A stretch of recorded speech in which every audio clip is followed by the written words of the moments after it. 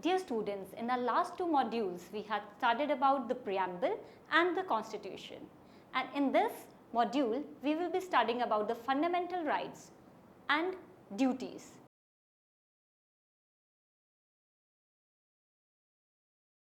The learning outcome of this module will be, after studying this module, you will be able to learn about your basic rights, understand fundamental duties as a citizen, know how courts have interpreted these rights, discuss hand in hand the basic laws which are instrumental for the governance of the nation.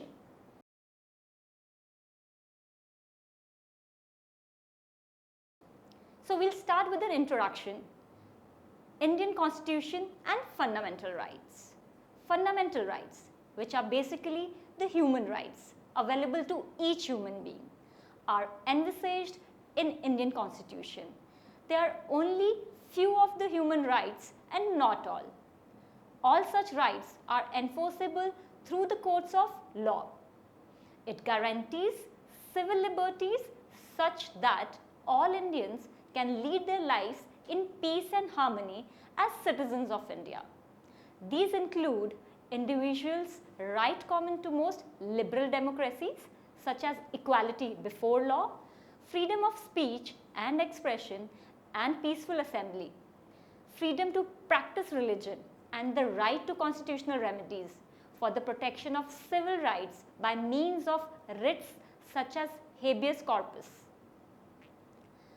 The fundamental rights are defined as basic human freedoms which every Indian citizen has the right to enjoy for a proper and harmonious development of personality. Fundamental right, essentially human rights that are offered to every citizen irrespective of caste, race, creed, place of birth, religion or gender. The fundamental rights were included in the Constitution because they were considered essential for the development of every citizen and to preserve human dignity. These are equal to freedom and these rights are essential for personal good and the society at large.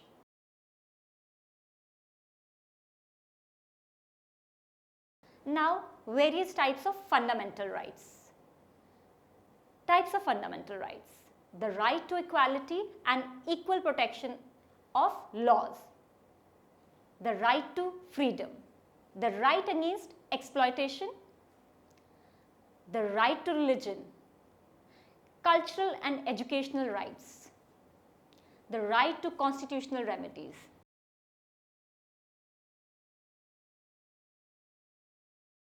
First, we'll start with right to equality.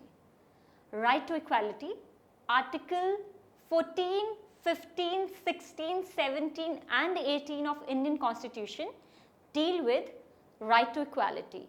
First, equality before law and equal protection of laws. Then second is social equality and equal access to public areas. Third is equality in matters of public employment. Fourth, abolition of untouchability.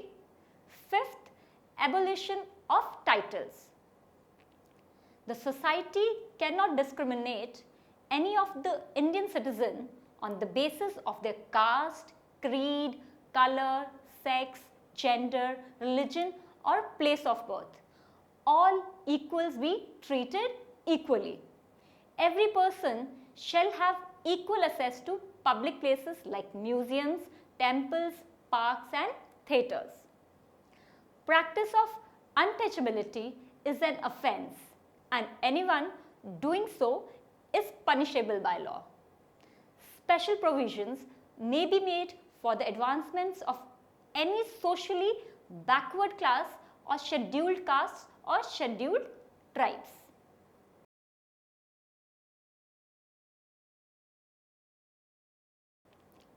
Next is right to freedom. Article 19, 20, 21 and 22 of Indian Constitution deal with right to freedom. We have different kinds of freedoms. Freedom of speech and expression. Second, freedom to assemble peacefully without arms. freedom to form associations or unions, freedom to move freely throughout the territory of India, freedom to reside and settle in any part of the territory of India, freedom to practice any profession. Now, the explanation: freedom of speech and expression which enable an individual to participate in public activities subject to reasonable restriction is placed in Article 9, subclause 2 of Indian Constitution. Then, second, freedom to form associations or unions on which the state can impose reasonable restrictions by the state. Next is freedom to form associations or unions on which the state can impose reasonable restrictions. Next, freedom to reside and settle in any part of the territory of India which is also subject to reasonable restrictions by the state. Freedom to practice any profession or to carry on any occupation, trade or business.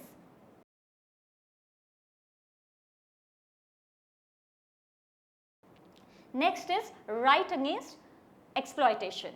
Right against exploitation is covered under Article 23 and 24 of Indian Constitution.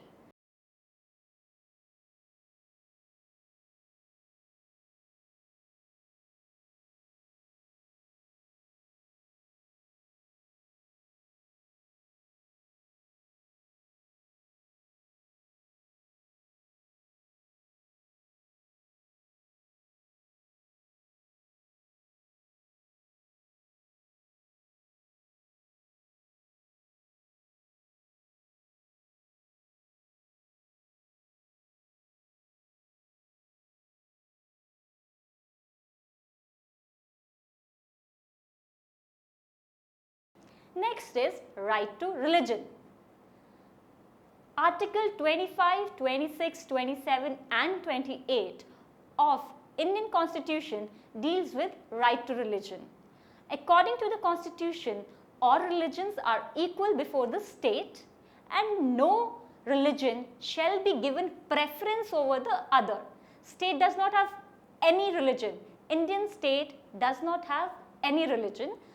Citizens are free to preach, practice, propagate any religion of their choice.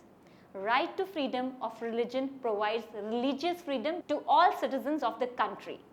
The objective of this right is to sustain the principle of secularism in India. All religions are equal before the state and no religion shall be given preference over the other. Citizens are free to preach, practice and propagate any religion of their choice. No person shall be compelled to pay taxes for promotion of a particular religion.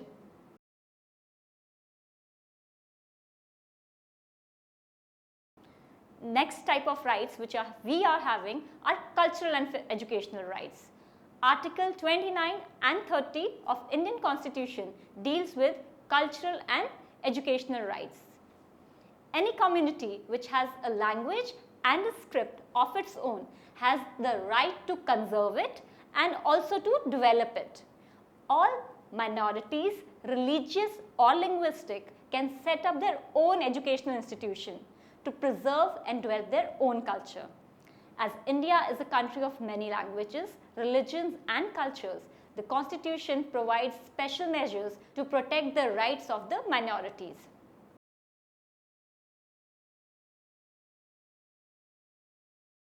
Now, right to constitutional remedies. Right to constitutional remedies empowers the citizens to move to the court of law in case of any denial of the fundamental rights. This is the most important right of all the 6 rights. It empowers the citizens to move to court of law in case of denial of any of the fundamental rights. The right is enforceable through writs provided in the Constitution itself, writs like habeas corpus, etc.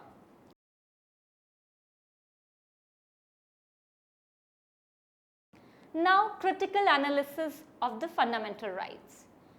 critical analysis, freedom of speech and expression is subjected to certain reasonable restrictions and are not absolute.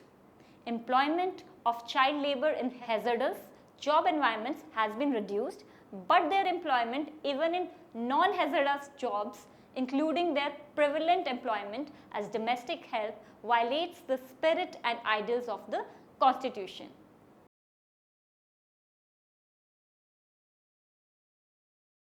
Fundamental rights, we have certain fundamental duties also. Now we'll go through the 10 fundamental duties. Indian Constitution has given us certain duties also.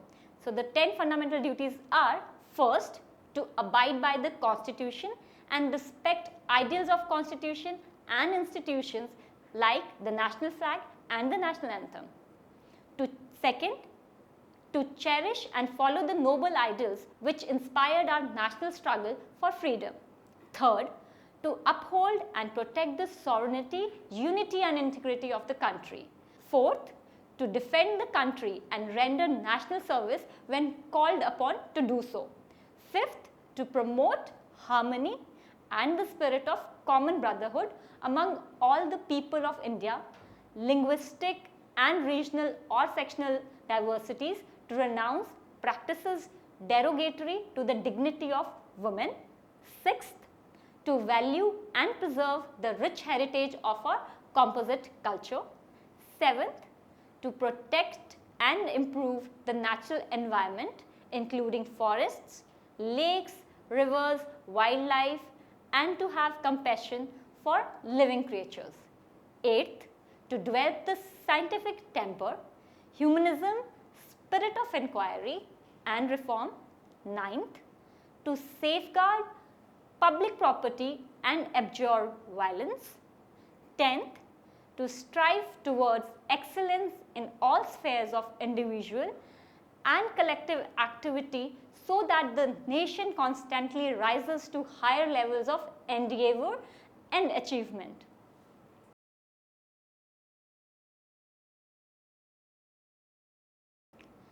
Next is Charter on Human Rights.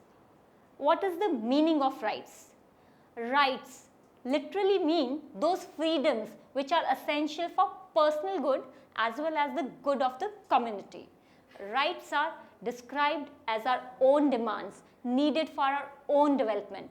These, when recognized by the society and state, become the rights. Now we'll go to the Charter on Human Rights. The Charter of Human Rights was adopted by the United Nations on 10th December 1948, known as Universal Declaration of Human Rights 1948. According to this, all human beings are born free and are equal in dignity and rights. No one can be deprived of the right of life, liberty and security. The government has the duty to protect these rights and promote respect for them. The United Nations emphasizes universal acceptance and recognition of these rights by all nations. 10th December is declared as Human Rights Day all over the world. India has incorporated these provisions in its constitution in the chapter on fundamental rights. Article 12, which gives the definition of state. In this part, unless the context otherwise required, the state includes the governmental and Parliament of India and the government and the legislature of each of the states and all local or other authorities within the territory of India or under the control of the Government of India. Next is Article 13. It deals with laws inconsistent with or in derogation of the fundamental rights. All laws in force in the territory of India immediately before the commencement of this constitution, insofar as they are inconsistent with the provisions of this part, shall to the extent of such inconsistency be void. The state shall not make any law which takes away or abridges the rights conferred by this part, and any law made in contravention of this clause shall, to the extent of contravention, be void. In this article, unless the context otherwise required. Law includes any ordinance, order, bylaw, rule, regulation, notification, custom or usage having in the territory of India the force of law. Laws in force includes laws passed or made by a legislature or other competent authority in the territory of India before the commencement of this constitution and not previously repealed, notwithstanding that any such law or any part thereof may not be there in operation either at all or in particular areas. Nothing in this article shall apply to any amendment of this constitution made under Article 368.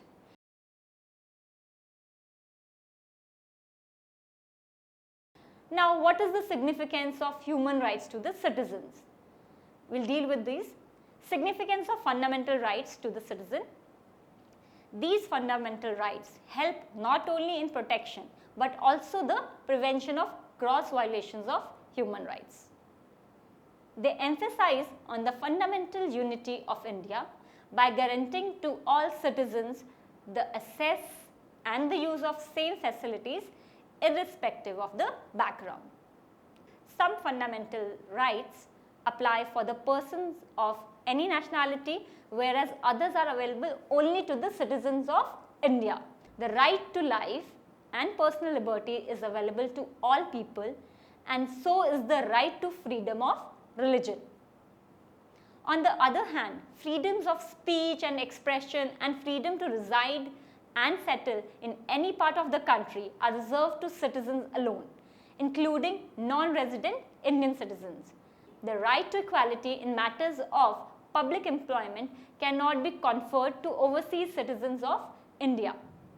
Fundamental rights primarily protect individuals from any arbitrary state actions, but some rights are enforceable against individuals.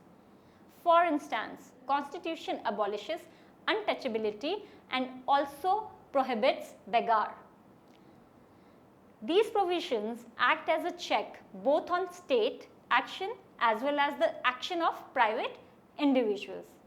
However, these rights are not absolute or uncontrolled and are subjected to reasonable restrictions as necessary for the protection of general welfare.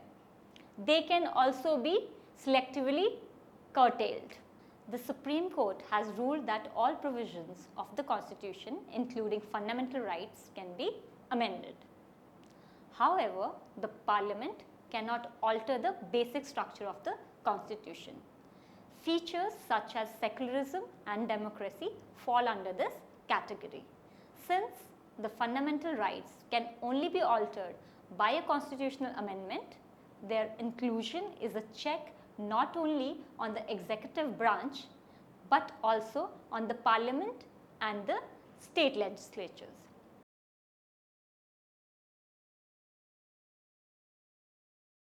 Now, we will conclude with the summary. Before we conclude, I will just repeat that in the last lectures we have already studied about the preamble and the constitution.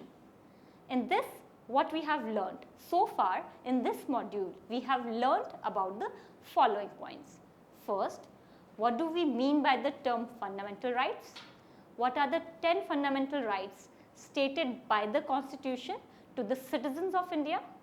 And how are these rights helping in providing the citizens with the peace and harmony?